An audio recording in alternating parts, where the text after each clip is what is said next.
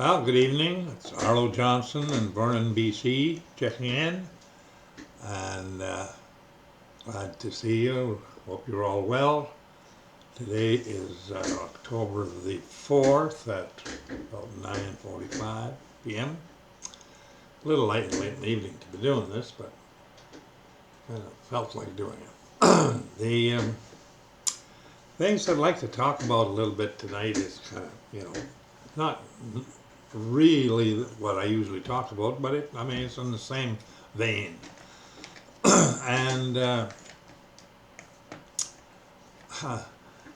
things that I've had sort of an inkling about, but I never really knew too much about it. Just feelings about it. And,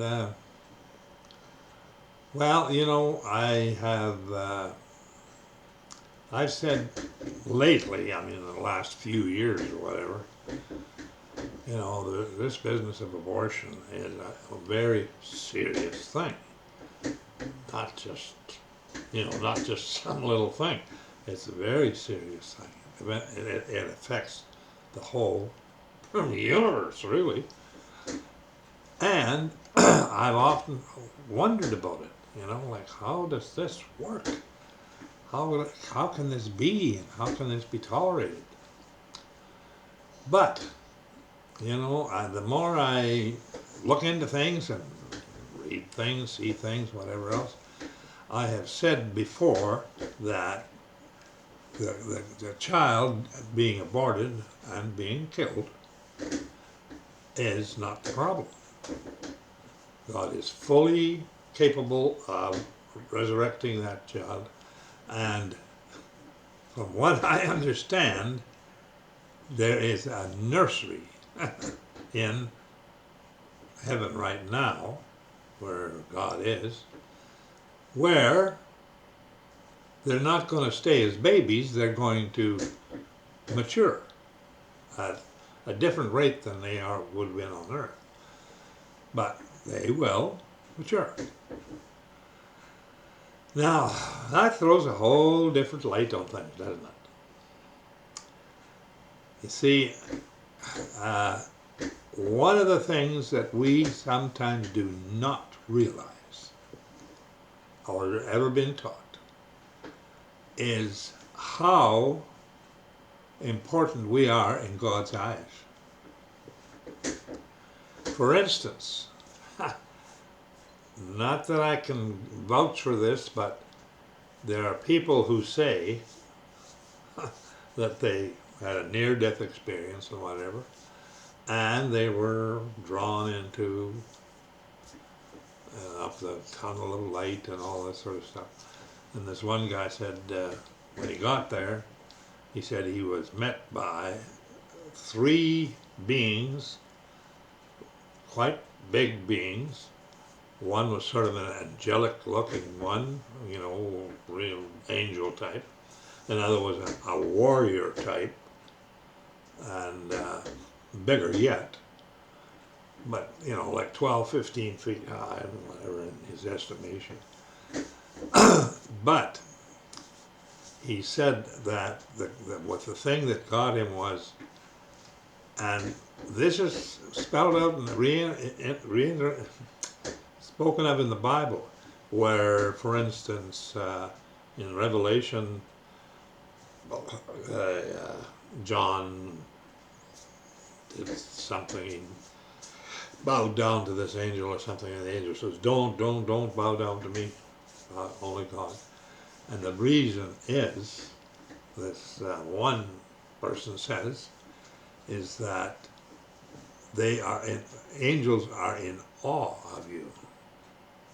They're just in awe of you, because what they see in you, you don't realize, but they see a spark of the Creator. They're not children of God. They are messengers, workers. But when they look at you, they see a spark of the eternal.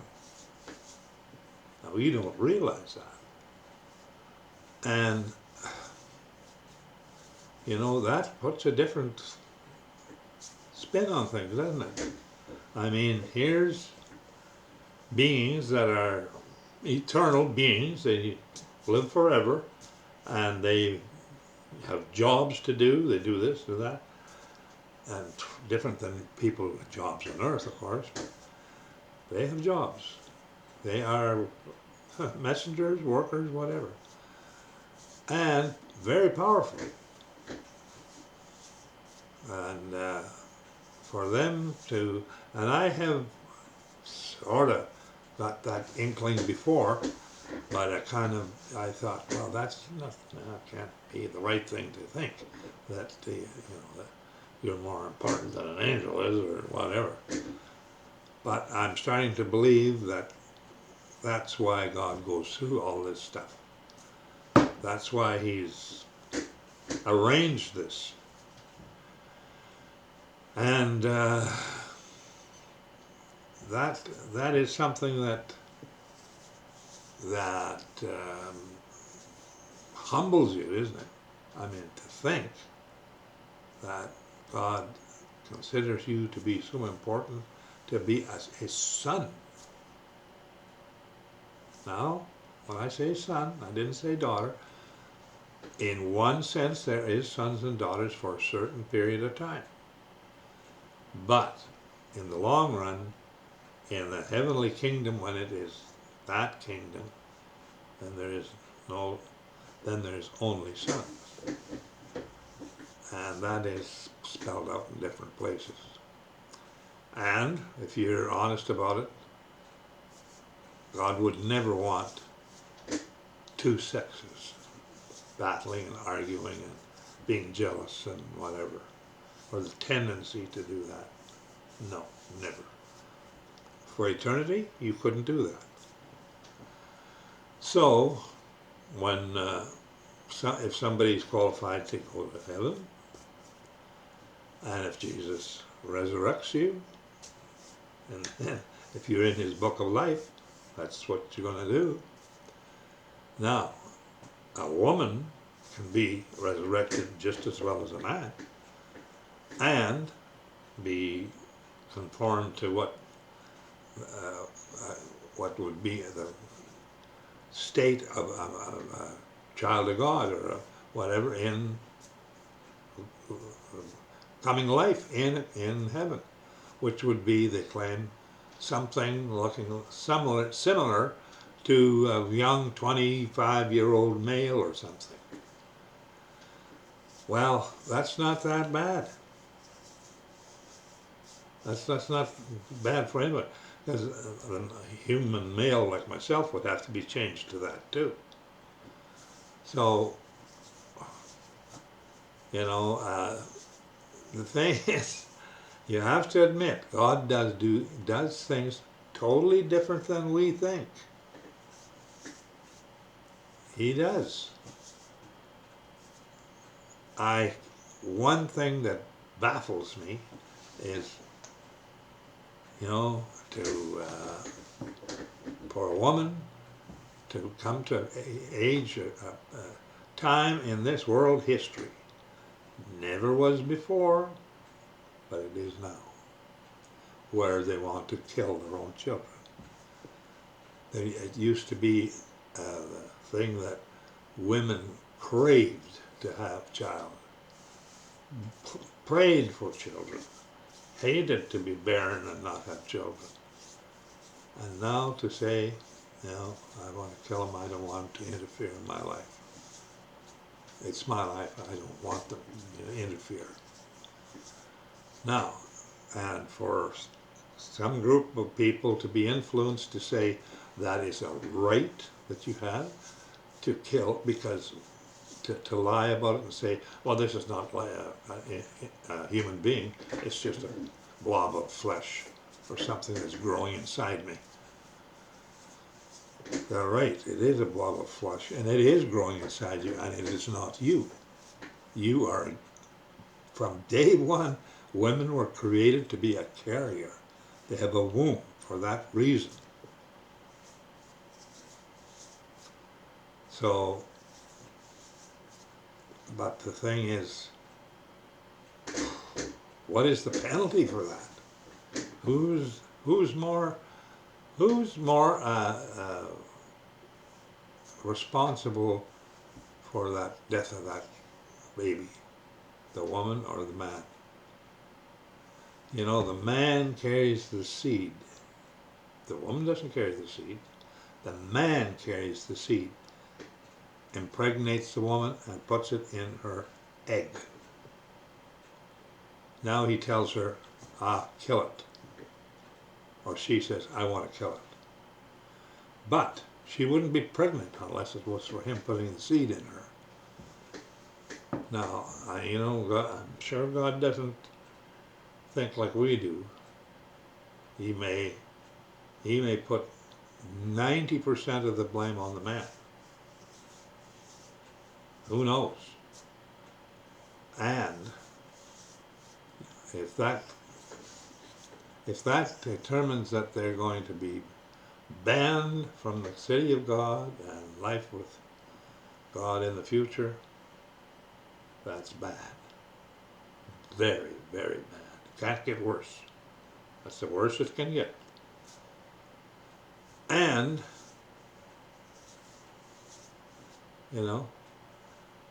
I just wonder if there's a way that God is going to mitigate this somehow. I really don't know, but God is very, very cognizant of the fact that that He had you created, and He wanted you to be one of His children, to live with Him. He didn't want you to be born to be destroyed. And there may be, He knew that you were going to sin and I was going to sin. That's why the one part of God, which is the Word, had to agree before there was a world, before there was time, way in advance, before this whole plan was put together, that He would have to die for the sins of the people, humans, that God was going to create. And God knew that, because He said, my law, my 10 commandments and whatever, is a holy law. It is not a hard law, but unless you want to keep it, it's very hard for people to keep because they don't want it. And their life is more important than catering to God's life, So, there's tough deals, and He says His law cannot be changed. It's a forever law. And the penalty for breaking His law is death. No ifs and buts. It's death. Now, whether that's a death with suffering, or just elimination, or perishing, there's people who believe all ways on that. Now, here's the thing. There may be an opening of some kind for people who are condemned, because God says in most cases that He will not condemn you. He will allow you to condemn yourself. If that's the case, He will step back and allow you to do that. And if you do that, you get a hardening of the person,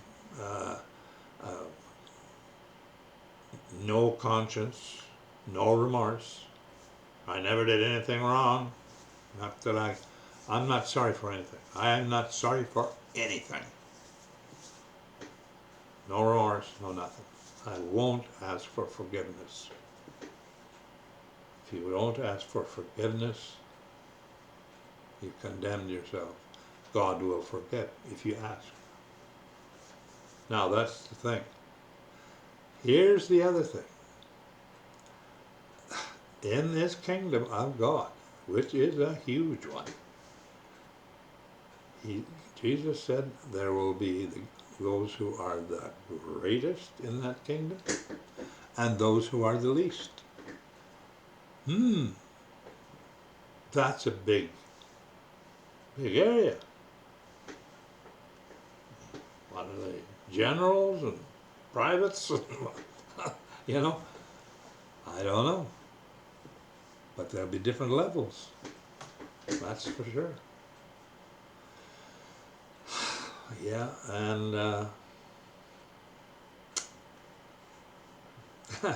you know, I suspect that it's a good thing to wake up to the wake up to the fact that you do have to make a decision. Maybe you've made it already. But as long as you have breath in you and you are alive, you can make a final decision. You can go from that to that. And you can accept what God says. If you do that, you are in a much, much better position. Now, the thing I heard, I was looking at something here the other day and it kind of caught my eye, was some saying this guy had. And he said, when prayer is your habit, I'll say that again. When praying is your habit, miracles are most likely your lifestyle. When prayers are your habit, miracles are most likely your lifestyle. And I believe in prayer because I've seen it work. And to me, it is the most powerful thing in this whole universe because you can make a petition and ask for whatever practically to the creator of everything, who knows everything, has all power and all whatever, knows if you're going to ask, knows what you're going to ask, but you have to ask it. I could tell you a couple of things that are pretty, I should tell you this one. It's not a big deal, but it's something. I think it was April 11th this year. We had to burn a big brush pile and lumber pile from building houses. And it had built up a huge pile. It was on the edge of the property. All the houses were built away from it. But we had to get a north wind, so it was blowing away from the property before we could burn it. This was on April the 11th. On April 15th, the ban to burn was going to be put on. So on the 11th, we had had a south wind for days, a couple of weeks, it seemed like, and we could never get a north wind. And I said to the guys, I said, we got to burn this thing while it's still a burn season somehow. So on the 11th, I came out in the morning about 4 to 8. One of the guys there was spraying a little diesel fuel on the pile, and he was going to try and light it because there was no wind. It was dead still. And I told him, no, we can't do that yet. If it's still like this, it'll turn south and blow right in, and then we'll have a heck of a time. I said, let's wait till tomorrow. Well, okay, so he didn't light it. And I decided I'm going to ask the creator of the universe, who's in charge of the weather, if he would give us a break.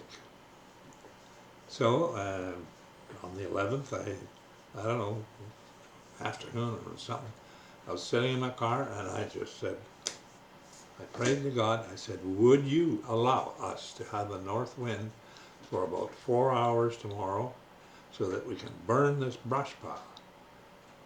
And I said I would like that very much. And thank you very much, and that's it. And that's all I said. On April the 12th, I came out about 7:30 in the morning, 8 o'clock. He had already lit the fire. It was burning. It was starting to burn pretty good. And I opened the door and looked and come up. And here I could see the smoke was blowing to the south. Nice, soft north wind, just blowing it away from the project. Blowing it south towards Okanagan Lake. And I thought, wow. I said, thank you very much. Thank you. And pretty soon the whole thing just roared because it was a big pile. And about 3 hours later, around 11:15, it had burnt right down. And I told the guy, I said, you know what? You better kill it now. Put the fire hose on it and kill it. He put the fire hose on it, and in a matter of minutes later, the wind turned to the south.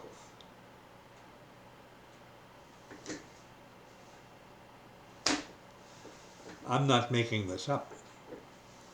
You can look up the weather records for Vernon, BC, if you like, for April 11th and April 12th, and you'll see what I'm saying. I'm not making up a thing. That's actually happened. How did I get it? Exactly about 4 hours of a nice, soft north wind in the midst of all south wind. That's turned around. You know, I think most likely not hard for God to do. And I've come to the conclusion sometimes that God delights in doing, well, that's not a small thing, but it is just, you know, a helpful thing. And he likes to be recognized for it. That he does this. And he should be thanked. You know, I do. I thanked him profusely. I just thank you very much, God. Now, that's just one thing. There's been several other things happen to me. And I've realized that there is no other system in the universe like prayer. It is instantaneous, it is free, it is available 24 hours a day, 7 days a week, always available. On what channel, I have no idea. It's a mind thing that goes into the ether and whatever. But the thing is, God is in control of that and knows it. He knows it. He knows already if you're going to pray to him and ask him to do something. That's the thing about it, you know. This business of, I believe that we live in a plan. We're coming to the end of this plan. People will reject that God has anything to do with that. They'll try to balk it. They're going to say, we are going to save this planet. We're going to save it. Yes, sir. Even if it kills you. And I think they'll do that.